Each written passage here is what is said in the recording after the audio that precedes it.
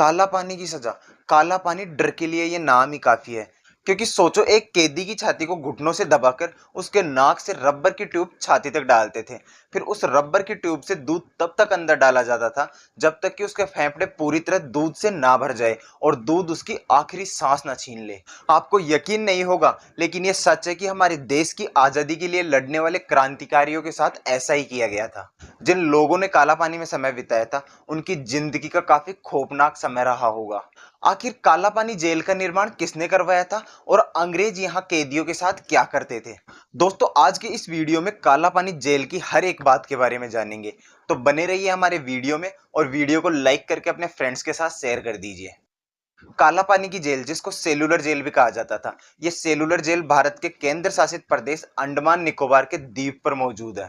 यह हिस्सा सीधे सीधे भारत की भूमि से जुड़ा हुआ नहीं है, बल्कि चारों तरफ समुद्र से घिरा हुआ है और यह भारत के द्वीप समूह का हिस्सा है। यानी कोई कैदी यहाँ से भागने की कोशिश करेगा तो वो डेफिनेटली पानी में डूबकर मारा जाएगा, इसलिए इसे काला पानी कहा जाता है। भारत में जब स्वतंत्रता संग्राम चल रहा था, तब स्वतंत्रता संग्राम में हिस्सा लेने वाले सैलानियों को प्रताड़ित और खौफनाक सजा देने के लिए इस जेल का निर्माण किया गया था। साल 1857 में अंग्रेजों के खिलाफ क्रांति हुई थी। उसके बाद अंग्रेजों ने इस जेल को बनाने की योजना बनाई। फिर साल 1896 में उन्होंने इस जेल को बनाने का निर्णय लिया और कैदियों से उन्हीं की जेल बनवाई गई। सेलुलर जेल की इमारत को बर्मा से मंगवाई गई 30 लाख लाल रंग की ईंटों से बनवाया गया था।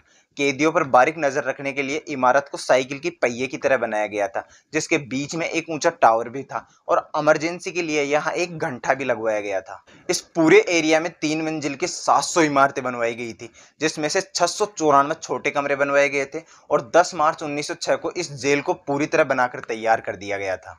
लगभग 10 साल में बनकर तैयार हुई ये जेल भारतीय कैदियों में डर का माहौल बना रही थी। हर एक कैदी के लिए अलग से कोठरियां बनाई गई थी और ऐसा इसलिए किया गया था क्योंकि स्वतंत्रता संग्राम में हिस्सा लेने वाले कैदियों को अलग रखकर उन पर कंट्रोल ला सके।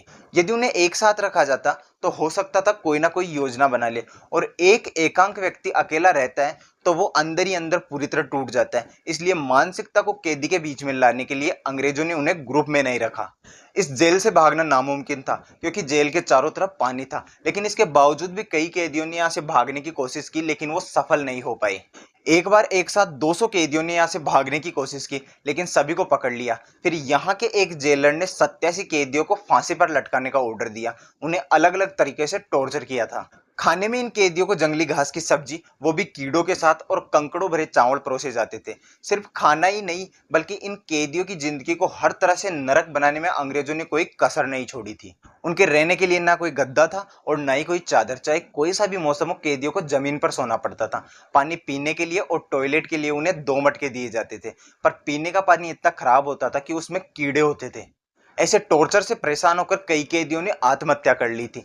नरक से बदतर हालत में रहने वाले इन कैदियों से जानवरों की भांति काम करवाया जाता था। इनमें सबसे बड़ा उदाहरण क्रांतिकारी उल्लासकर दत्ता की कहानी है, जिन्हें एक बार जेल में उखल घुमाकर 3 लीटर तेल निकालने को कहा, जबकि एक अकेला बैल पूरे दिन में 2 लीटर ही तेल निकाल सकता है। इसलिए उल्लासकर दत्ता ने इसे करने से मना कर दिया, जिससे जेलर ने उसे 3 दिनों तक हाथ बांधकर छत से लटकाया। इतना ही नहीं, वहां कैदियों को दिन भर जानवरों की भांति काम करवाया जाता था और यह करने से कोई मना करता तो उसे उल्टा लटकाकर बुरी तरह पीटा जाता था। पर अंग्रेजों ने हर तरह से क्रांतिकारियों की हिम्मत तोड़ने के बावजूद भी आजादी की आग को क्रांतिकारियों ने बुझने नहीं दिया। इस तरह की हिंसा अगले 90 सालों तक चलती रही, लेकिन ट्विस्ट तब आया जब वर्ल्ड वार सेकंड के दौरान जापानी सेना ने इस द्वीप पर कब्जा कर लिया और अंग्रेजों को बंदी बना लिया। जंग खत्म होने तक इस जेल को पूरी तरह बंद कर दिया। आज के समय वहां पर म्यूजियम स्थापित है। इस जेल में आज भी उन शहीदों की आवाज गूंजती है जिन्होंने भारत के लिए अपनी जान कुर्बान की थी। दोस्तों, वीडियो कैसी लगी हमें कमेंट्स करके जरूर बताइए और वीडियो को लाइक करके अपने फ्रेंड्स के साथ शेयर कर दीजिए। यार, आप में से 99% लोग वीडियो तो देखते हैं लेकिन चैनल को सब्सक्राइब नहीं करते, तो चलो जल्दी से चैनल को सब्सक्राइब करके पास में बने बेल आइकन को दबा दें।